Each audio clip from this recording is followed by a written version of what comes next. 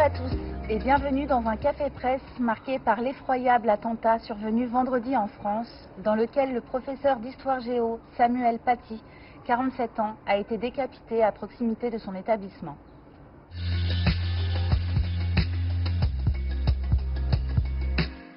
C'était le jour des vacances scolaires en France, vacances dites de la Toussaint, du nom de ce jour où l'on fête les morts dans la religion catholique. C'est un jour qui restera pour l'éducation nationale et tout un pays, celui de la mort de l'un de ses enfants, un enfant de la République et de la laïcité. Un martyr de la mission républicaine selon Libération, qui rend hommage à ce professeur d'histoire-géographie qui donnait l'envie d'apprendre selon les propres mots de ses élèves. Même ceux qui n'aimaient pas l'école étaient attentifs avec lui. Monsieur Paty, c'était un chouette type, ouvert et drôle, un homme de passion et de dialogue. Ce qui le distinguait, c'est qu'il aimait son métier, qu'il voulait nous transmettre ses connaissances, et toujours avec une pointe d'humour, raconte Quentin. Ses collègues, eux, se souviennent d'un homme érudit, un esthète sensible aux détails architecturaux et à l'histoire des bâtiments qu'il aimait prendre en photo avec sensibilité.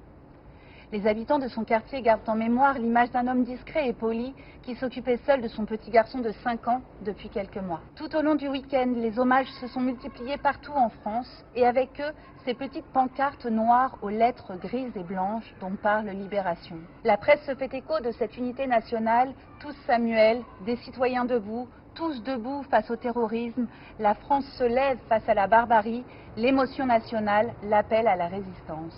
Mais selon Libération, l'unité de 2015 a disparu et le quotidien parle d'un effroi maîtrisé, différent de celui qui était palpable après les attentats de 2015. Le Figaro y a ressenti une colère froide, palpable. « Nous n'avons pas peur, vous ne nous diviserez pas », a déclaré Jean Castex, le Premier ministre, dimanche sur Twitter.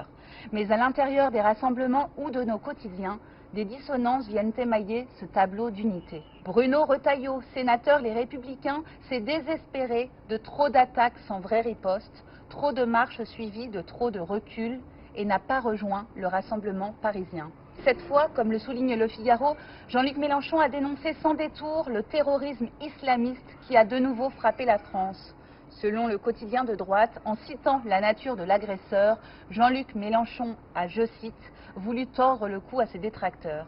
Pour Yann, enseignant interrogé par Libération, ce drame est un cas d'école et il y a tout dedans, tout ce contre quoi on lutte quand on est prof. Libération revient justement sur ce drame et les 11 jours l'ayant précédé, une cabale méthodiquement ourdie, soigneusement organisée où des militants islamistes ont ciblé, persécuté, calomnié Samuel Paty, selon Le Figaro.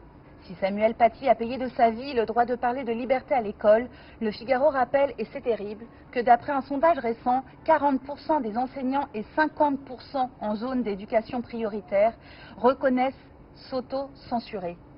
Le Parisien fait le même constat. Avec cet attentat, c'est bien le poison de l'islamisme radical qui menace, avec un risque, certaines classes pourraient à leur tour devenir de nouveaux territoires perdus de la République. Alors que faire après les larmes et les hommages, s'interroge Le Figaro qui, par la voix de son directeur Alexis Brézé, en appelle à une forme de courage, celui qui a manqué pendant 40 ans aux politiques de droite et de gauche.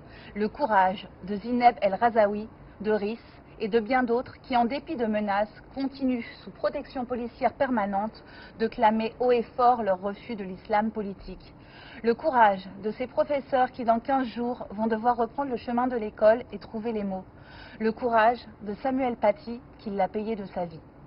Merci d'avoir écouté cette revue de presse très particulière et douloureuse. On se retrouve demain pour un nouveau Café Presse.